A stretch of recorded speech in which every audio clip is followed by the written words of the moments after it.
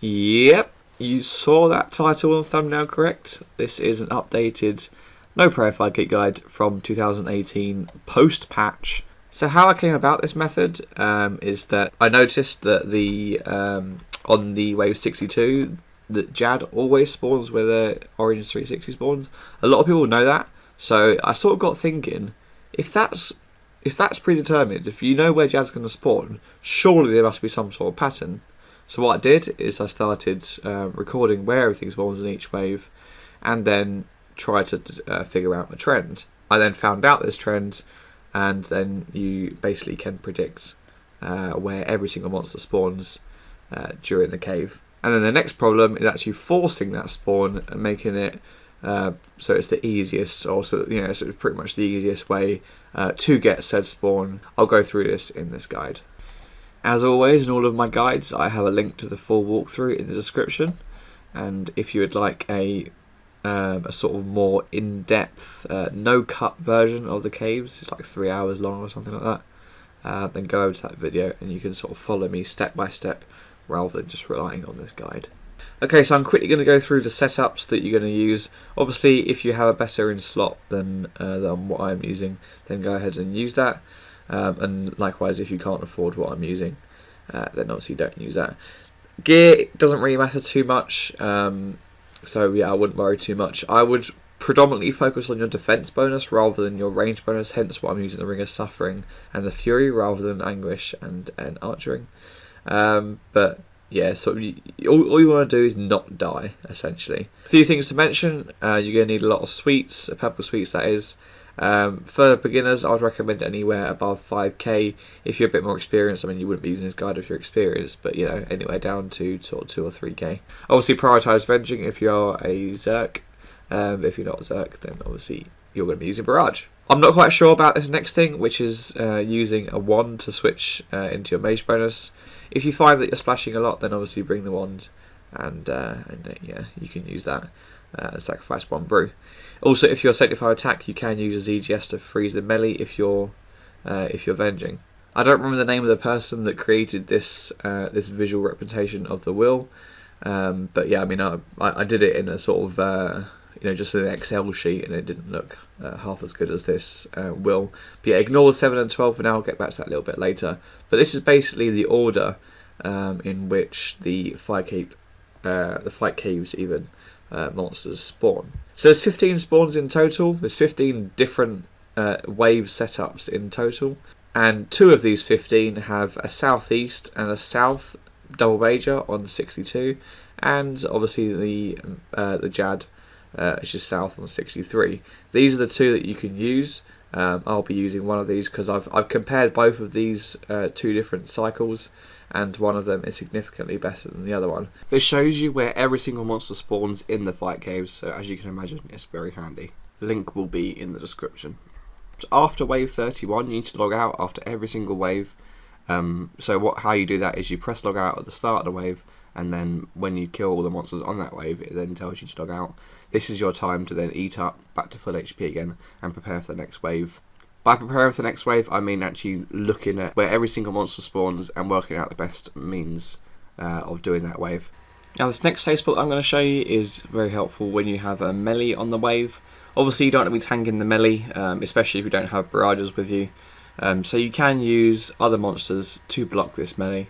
And obviously you just tank either the bats or the blob minions. So that's all the theory that you need to know. The next 3 parts of the guide is firstly how to do waves 1 to 30, how to do the northwest, southwest and southeast spawns, and then finally how to do the middle spawns. Now there's various different safe spotting methods that you can use within the fight caves. The first one I'm going to show is only really used for waves 1 to 30. When you're just, you're not using any prayer, you do it exactly the same way that you would normally do a fire cape.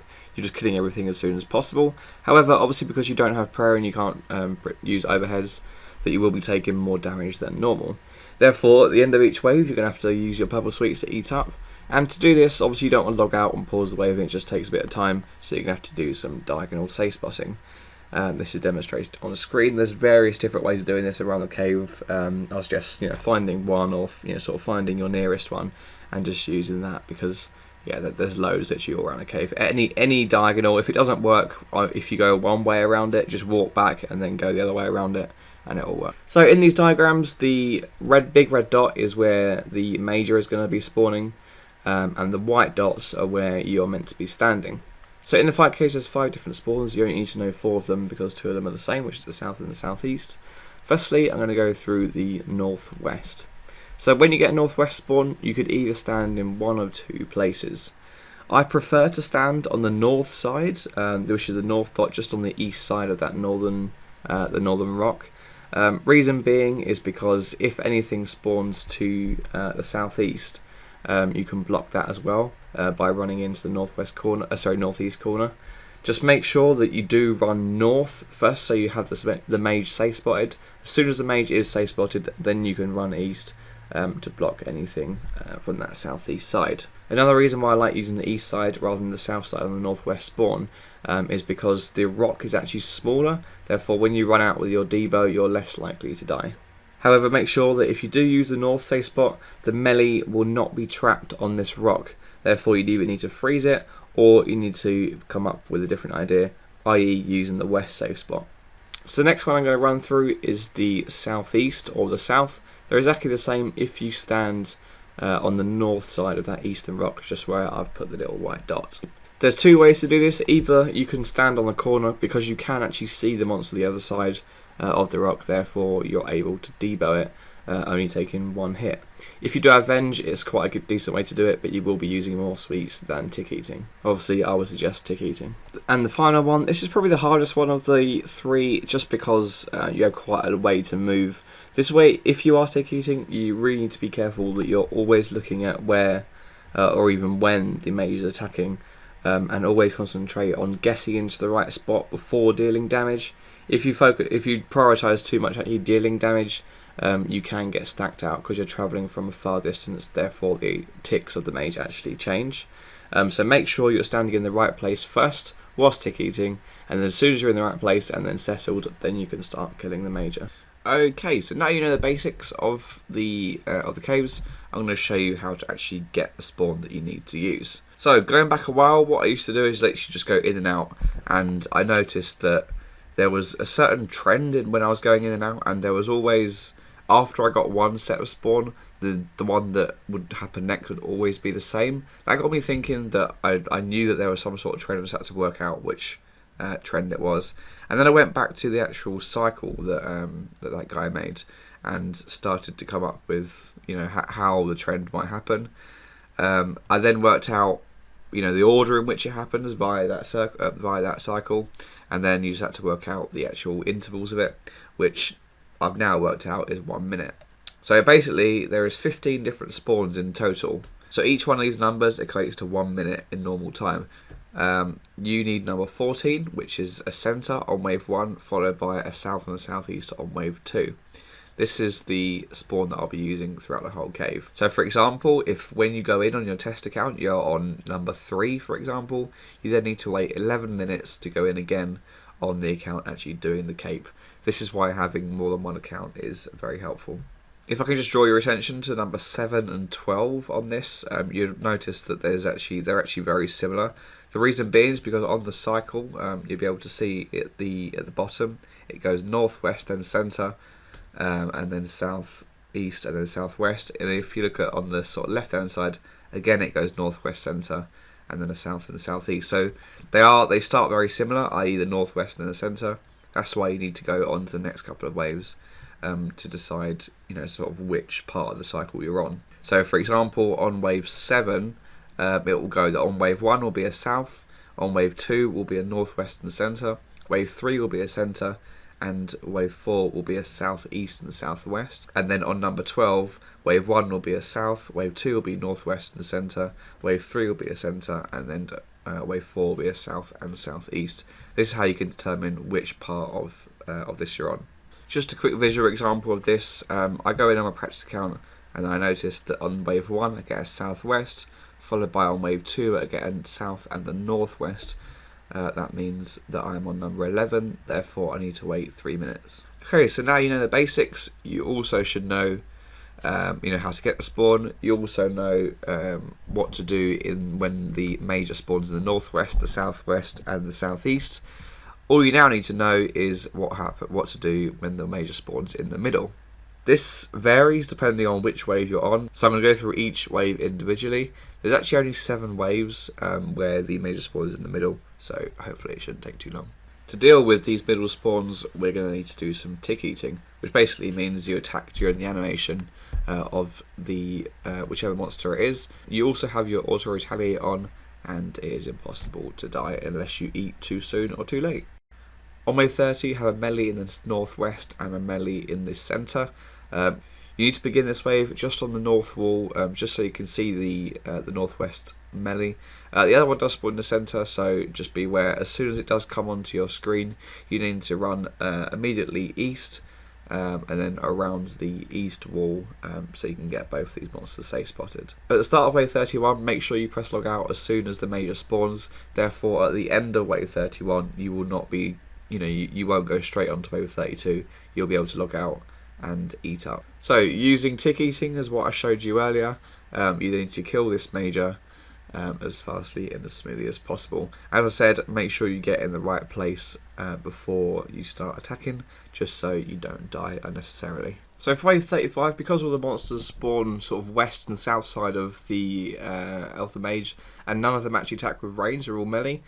Obviously none of them can walk through the major, and also none of them can actually attack you if you get into space at the right time. So all you do is you run to the northeast corner, and then you run south into that corner, and then you run slightly west, similar to what you do with Jad in my Jad luring guide. The only thing to be careful of here is, obviously because you're running from a far distance to a short distance, the ticks of the major do change, so keep an eye on this and make sure you do tick eat it at the right time. As I said earlier, get into a place before you start attacking. It just, your full concentration should be on when you're eating your sweets, as you have less time to react. As soon as you have killed the major, you then need to run around the rock and just safe spot both monsters around there. Okay, wave 41, pretty much exactly the same as the last time. Your ranger that's on this wave will be safe spotted behind the south wall, so there's no need to worry about that. So all you're going to need to do is just look at the major and the blob. The blob will spawn behind the major, so that's nothing to worry about either. So it's exactly the same as last time, where you just run to the northeast corner, run south, and run slightly west, making sure that you tick eat at the right time, because again, the major attacks will change. Therefore, you need to have your full concentration on the mage rather than dealing damage until you're in the right position.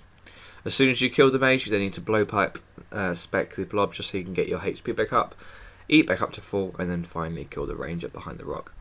46 is a pretty easy one. All you do basically is just run slightly north of where you spawn in the middle of the cave, just enough so you're out of the way of melee distance of the major, and then just tick eat it. There's no running about, nothing really needed to do. As soon as you kill this major, you then run north into the safe spot and kill the melee from there. Okay, wave 50. So what you do is you run to the northeast corner. As soon as you get to the northeast corner, you take one hit here, you run south, and then run slightly west, and then what you do is you actually debo because you can't reach shit with a blowpipe, so you actually have to debo the blob. You have to kill the blob, kill the 2 minions, and then you finally kill the melee again with your debo, whilst tick eating the major. Obviously, you're not going to be doing it the same as you did before with auto retaliate, so you will actually have to click it every single time. However, with the debo, you can attack once every 7 tick eats. So that's 7 tick eats with a purple sweet equals 1 debo hit. So you don't actually have to click it every time like I'm doing. I just do it just to demonstrate that it is 7, not anything more. Wave 56. This time you're going to have to lure it because there's a ranger in the wave. Therefore you need to run to the northeast corner. You take 1 hit in the northeast corner, you then run west, and then all the way west around the northern rock. Once you're here, you need to kill the ranger as soon as possible. Obviously, if you are at risk of dying, just drink a brew. You will have enough for later. And be sure just to debo spec it, or just basically kill it as soon as possible. Now wave 61 is fairly easy. Again, there's 2 ways of doing it. Either you can lure the mage, which at this stage of the cave I prefer to do because I can be in control of how much I eat. I think it depends on how many combo food you have. If you have enough combo food at this stage, I would suggest doing the luring method where you run northeast and then west around the rock. If you don't have many combo food, then I would suggest just tick eating by running into northeast corner, south, and then west like was shown throughout the whole guide. Now Jad's actually fairly easy on the no prayer because you're taking hits anyway. You don't really need to do anything. You just need to keep your HP at a place where you basically can't die. So if you have 84 HP or above, you can actually brew over Jad's max hit. So if you are 84 HP or above, this will come in very handy. If you're under 84 HP, then you're going to need to tick eat Jad the same way that you do throughout the whole cave. I'm not going to show this in this guide because it's quite a niche way of doing it, but there is other videos on YouTube where you can learn to do this if needs be. Obviously, as a Zerg or a main, this is where your Venge really comes in handy because Jad's max hits are fairly high. So yeah, you're going to be hitting quite a lot on the Venge. You're going to be doing a different method for Jad. Basically, you're going to be standing behind the east rock and then stand on the corner, and then every now and then you run out with your Debo. If you have not many brews at this stage, then you can just wait for your spec every single time. Don't just run out and just bolt it with your arrows, especially if you don't have Venge, and your spec will do maximum damage. Once you get to healers, 2 healers will spawn on top of Jad. These are the 2 that you leave till last. So because the 2 healers on top of Jad are actually blocking it from moving, you can actually stand on the corner without Jad attacking you. And you throw your Chin Chomper at the 2 healers coming from the sort of southwest corner. As soon as both of these are aggroed to you, you can then turn your attention to the 2 that are standing near Jad. If they are standing next to each other, then obviously throw a Chin Chomper. If not, you may need to debo both of them. Now it's also fairly important to which one you're attacking first. If there is one in front of Jad which actually stops it from moving, obviously debo the second one, the other one first, followed by the one that is actually blocking Jad from moving. As soon as you have the aggro of all 4 healers, you then need to run around back to where you started and then diagonal safe spot them on this rock that I'm using. Don't worry if you do leave a healer around the other side, as long as it's aggroed to you, it shouldn't be healing Jad. If it is still healing Jad, then obviously you have to rinse and repeat this stage until you have the aggro of that healer. After healers, you carry on how you started and do this until Jad is low HP and finally dead. Now congratulations, you have your no prayer fire cape and you're a pretty unique account. Thanks very much for watching this guide. I would much appreciate a like if you can. I spent a lot of time on this guide and it will be much appreciated. If you have any following questions, leave them in the comments below and try to get back to you. If you don't want to leave a comment, you can also contact me on Twitter. I'm very active on there and occasionally on Twitch. Again, thanks for watching and see you soon.